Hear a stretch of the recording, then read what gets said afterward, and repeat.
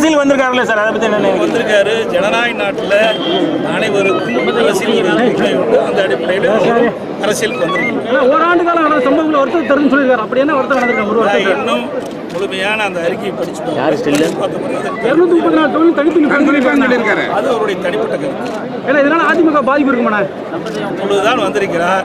அதுவும் 2021 போட்டியிடும் என்ற அறிவிப்பு செய்ததாக இப்பொழுது மேடையிலே இருக்கிற அந்த அறிக்கையெல்லாம் முழுமையாக படித்து பார்த்த பிறகுதான் அவர் என்ன சொன்னார் என்பது எங்களுக்கு தெரியும். அதற்கு அதிமுக பாதிப்பு ஏதாவது பாதிப்பு இருக்குமா சார்? இதுக்காக தமிழிசையும் அழகிரியும் வந்து ஆதரவு தெரிவிச்சிருக்காங்க. திராவிட முன்னேற்ற கழகம் உருவாக்கி இருபெரும் தலைவர்கள் உருவாக்கப்பட்ட கட்சி இது, உயிரோட்டம் உள்ள கட்சி.